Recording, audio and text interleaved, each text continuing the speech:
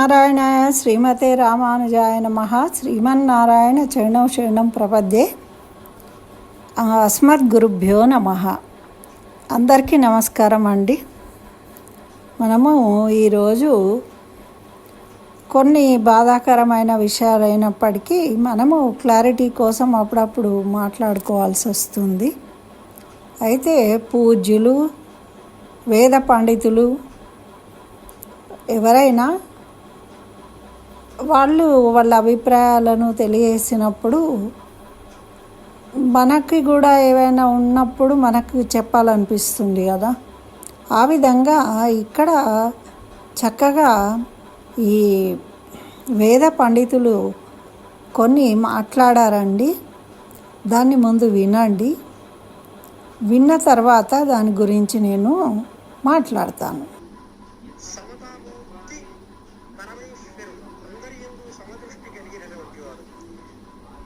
సమతామూర్తి శంకర భగవత్పాదాచార్యుల వారు. ఆయన సమతామూర్తి ఎట్లా అయితే అండి, ద్విసప్తతి మతోచ్ఛేత్రే నమః అని వారి యొక్క అష్టోత్తర శతనామాలలోనే చెప్పబడి ఉంది. 72 మతాలను ఖండించారు వారు. మరి ఆయన సమదృష్టి ఎలా ఉన్నవారు అనేటువంటి ప్రశ్నను నేనే వేసుకుని సమాధానం చెప్తున్నాను. ద్విసప్తతి మతోచ్ఛేత్రే నమః అంటే గణపతి ఒక్కడే దేవుడు, మహావిష్ణువు ఒక్కడే దేవుడు, సూర్యుడు ఒక్కడే దేవుడు, శంకరుడు ఒక్కడే దేవుడు, అమ్మవారు ఒక్కటే దేవత. పంచపూజా పరానకరం, పంచాయతన పూజలు చేయండి, పరస్పర ద్వేషంతో ఉండవాకండి. 5గురిని పూజించుకోండి. మీకు ప్రధాన దేవత ఎవరి ఇష్టమైతే ఆ దేవతని మధ్యలో పెట్టుకోండి. విష్ణు భక్తులైనటువంటి వాళ్ళు సారిగ్రామని, దేవీ భక్తులైనటువంటి వాళ్ళు అమ్మవారిని మధ్యన పెట్టుకుని తక్కిన దేవతల్ని కూడా కలిగి ఇన్ని రూపాలుగా కనిపించేది ఆ పరమాత్మ ఒక్కడే సుమా. దీనికి ఒక చిన్న దృష్టాంతం చెప్తాను. అంటే అర్థమైద్దామని మీరు అడిగారు కనుక ఎంత క్లుప్తంగా చెప్పారన్నా కొంచెం విషయంలో. అయితే వీరు ఏం చెప్తూ ఉన్నారు అంటే, అందరినీ సేవించుకోండి నాయన. ఆదిశంకరాచార్యులు వృక్షముగా భావిస్తే దానిని అంటే స్థానంలో పెట్టి జగద్గురువు చెప్పే శంకరుడు సమతా కాదని ఎవరు అనలేదే. శివాలయ అయితే ఆదిశంకరాచార్యులు జగద్గురువు, ఆదిశంకరాచార్యులు అని అంటారు. మరి ఆదిశంకరాచార్యులు కన్నా ముందు మనము జగద్గురువు అంటే శ్రీకృష్ణ భగవానుని చెప్తాం. అయితే అది ద్వాపర యుగంలో భగవద్గీతను చెప్పాడు కాబట్టి, మరి ఈ కలియుగంలో అద్వైత సిద్ధాంతాన్ని ప్రతిపాదించి వీరు మొట్టమొదటగా ఈ శారదా పీఠాలను ఏర్పాటు చేయడం జరిగింది మన ధర్మ పరిరక్షణ కోసం. కాబట్టి జగద్గురువుగా భావిస్తూ ఉన్నాడు. దాంట్లో ఎటువంటి విషయం లేదు, అందరూ ఆమోదించేదే. అయితే అదేవిధంగా అంటే ఎవరైతే ఆదిశంకరాచార్యుల అద్వైత సిద్ధాంతాన్ని పాటిస్తారో ప్రపంచంలో ఎక్కడున్నా కూడా వాళ్ళందరికీ జగద్గురువు ఆదిశంకరాచార్యులు అవుతారు. అదేవిధంగా మరి శ్రీ వైష్ణవ విశిష్టాద్వైత సిద్ధాంతాన్ని ప్రతిపాదించి దాన్ని ఇక్కడ స్థిరపరిచిన ఈ ప్రపంచంలో మనకి దాన్ని నియమించి ఇక్కడ అందించిన ఈ సాంప్రదాయాన్ని అందించిన వారు రామానుజాచార్యులు.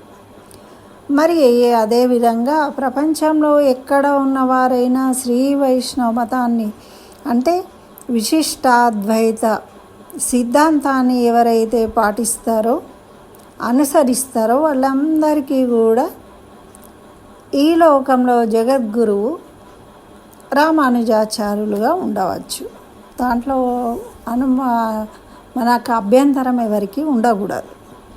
అదేవిధంగా మధ్వపీఠం ఉంది. మధ్వాచార్యులు కూడా మధ్వపీఠ స్థాపన చేసిన వారు కాబట్టి ఆ సాంప్రదాయాన్ని ఎవరైతే పాటిస్తూ ఉంటారో వాళ్ళందరికీ ప్రపంచంలో ఉన్న వాళ్ళందరూ ఎక్కడున్న వాళ్ళైనా దీన్ని ప్రతిపాదించిన వాళ్ళనే వారి యొక్క జగద్గురువుగా, అంటే పీఠాధిపతులు తర్వాత వస్తూ ఉంటారు, వాళ్ళందరూ జగద్గురువులు కాలేరు కదా. ముందు ఎవరు ప్రతిపాదించారో ఎవరు దాన్ని ప్రారంభించారో వాళ్ళనే జగద్గురువులు అంటాం. ఇది ఒకటి. అంటే జగద్గురువు ఆదిశంకరులు మాత్రమే అనడానికి నాకు అనిపించిన భావాన్ని నేను ఇక్కడ మీకు షేర్ చేస్తున్నాను. ఎవరు దేన్ని అనుసరిస్తారో దాని ప్రకారము వాళ్ళ ఆచార్యులను జగద్గురువుగా భావించడంలో తప్పు లేదు కదా. అదేవిధంగా ఆదిశంకరాచార్యులు అద్వైత సిద్ధాంతాన్ని ప్రతిపాదించారు.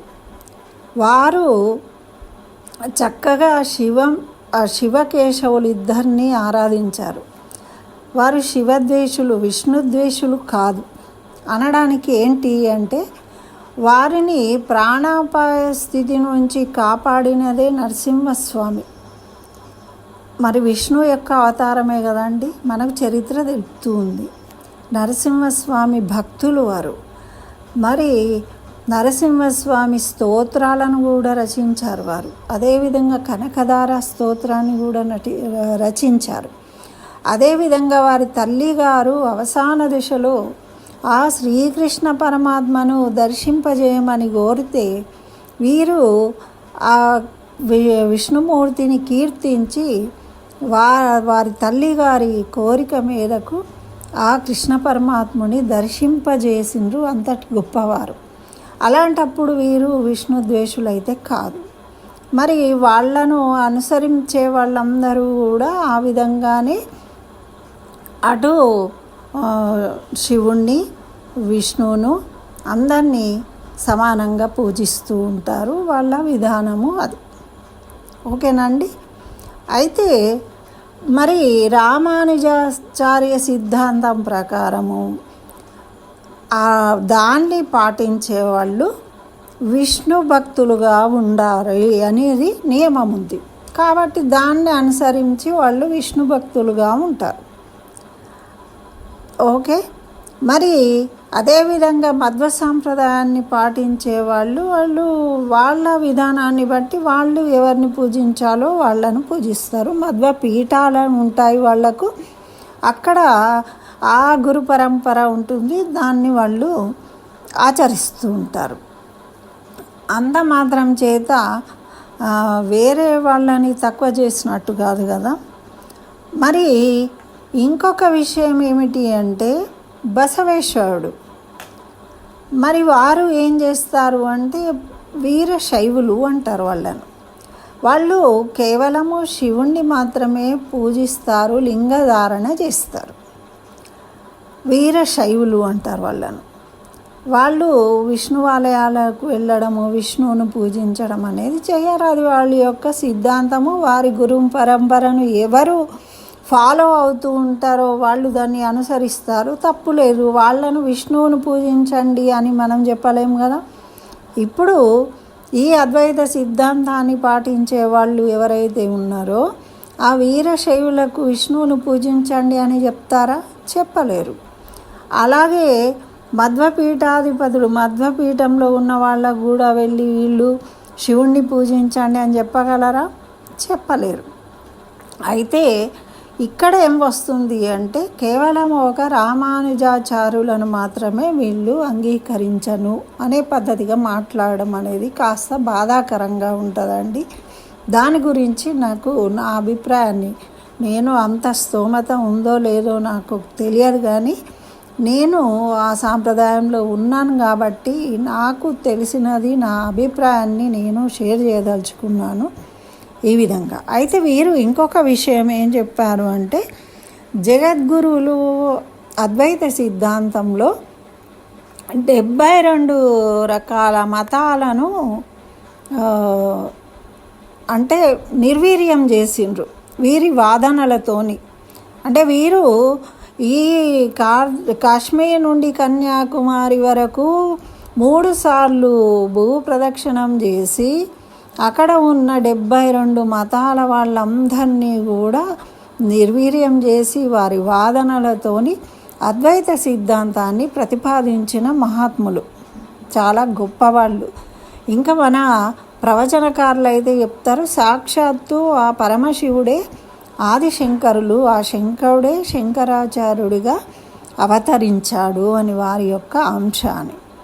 అయితే అటువంటి వీరు ఏం చేసిండ్రు అంటే అన్ని వాళ్ళు అంటే వేరే మతాల వాళ్ళను నిర్వీర్యం చేసిండ్రు కాబట్టి అలా గొడవ పడకుండా వీరు ఒక ప్రతిపాదన చేసిండ్రు. ఏంటిది అంటే పంచాయతన విధానము అని ఒకటి ప్రవేశపెట్టిండ్రు.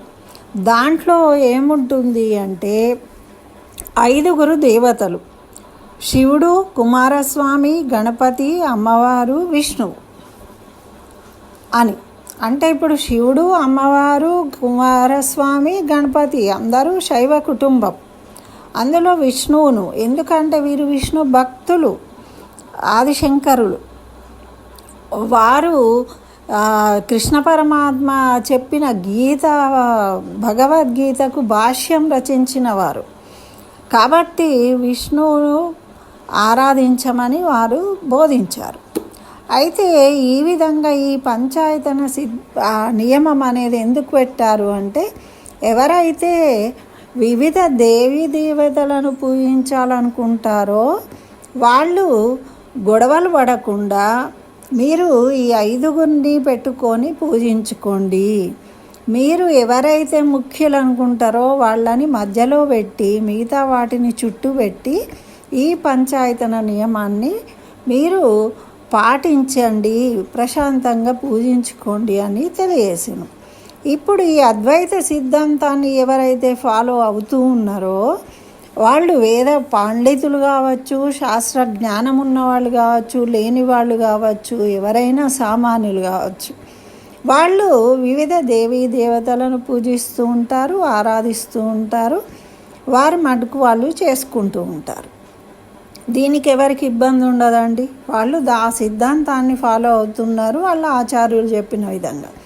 అదేవిధంగా శ్రీ వైష్ణవ సాంప్రదాయము, విశిష్టాద్వైత సాంప్రదాయాన్ని, సిద్ధాంతాన్ని ఎవరైతే ఆచరిస్తారో వాళ్ళు కేవలం విష్ణుమూర్తిని పూజించాలి అనేది నియమం ఉంది. కాబట్టి వాళ్ళు ఆ విధంగా పూజిస్తూ ఉంటారు. అయితే వీరేమంటారు, ఈ రామానుజాచార్యులను జగద్గురువు అనకూడదు.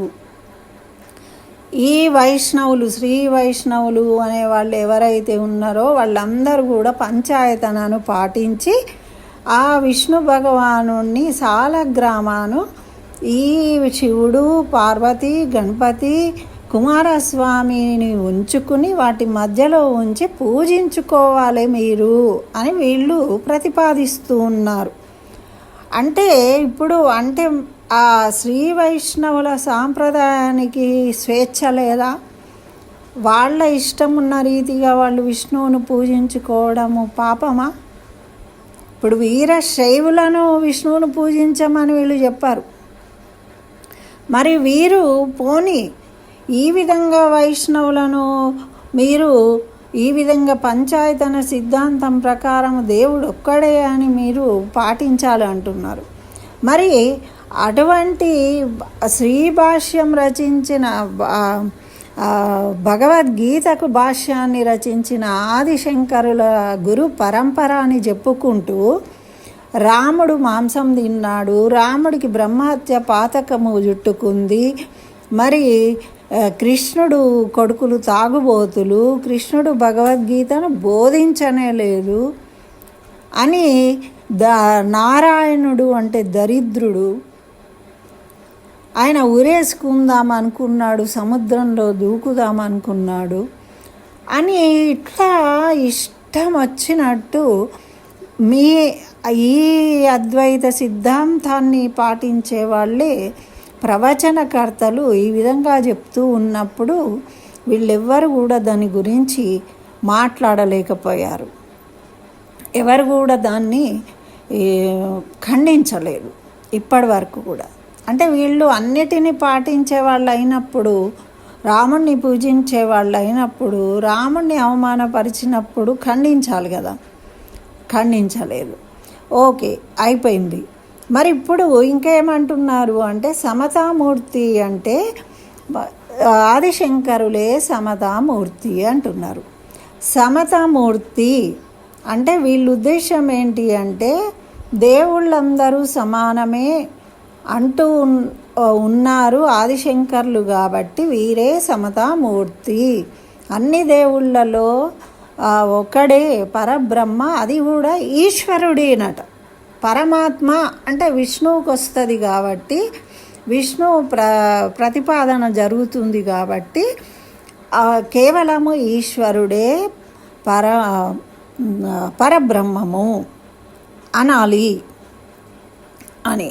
అయినా సరే మరి ఈ దేవీ దేవతలందరూ ఒక్కటే సమానము అని మనమెవరండి చెప్పడానికి? మానవులుగా పుట్టిన వాళ్ళు దేవతలందరూ సమానము అని దేవతలకు సమానత్వాన్ని ఇవ్వగల శక్తి మానవులకు ఉంటుందా?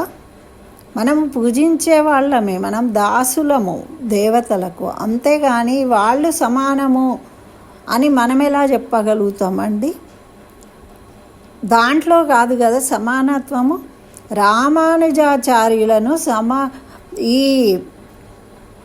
మనము సమానత్వం దేంట్లో చూపించారు అంటే, ఈ సమతామూర్తి అని ఎందుకు అనాల్సి వచ్చింది అంటే, ఈ లోకంలో ఉన్న అన్ని కుల మత భేదాలు, ధనవంతులు, బీదవాళ్ళు, చదువుకున్న వాళ్ళు, చదువుకోని వాళ్ళు, ఏ పని చేసే వాళ్ళైనా తరించాలి అని వారు అందరికీ ఉపదేశం చేసిండ్రు.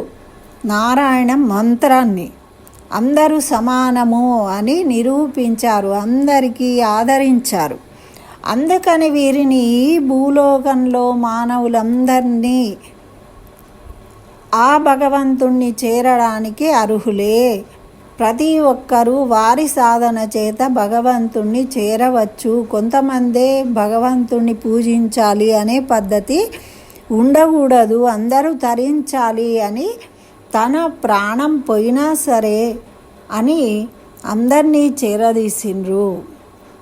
వారు స్వయంగా ఎందరో పంచమ జాతి వాళ్లకు శుశ్రూష చేసిండ్రు. ఆళ్వారులు, నయనాళ్ళు కూడా ఉన్నారు కదండి అట్లా. కానీ దాని గురించి వీళ్ళు చెప్పారు. కేవలము వీర శైవులు కదా వాళ్ళు, అందుకని వీళ్ళు చెప్పారు నాయనార్ల గురించి. అయితే ఇక్కడ ఈ విధంగా అందరినీ కలుపుకొని వీరు ఈ సిద్ధాంతాన్ని ముందుకు తీసుకువెళ్ళిండ్రు కాబట్టి సమతామూర్తి అని చెప్పడం జరిగింది.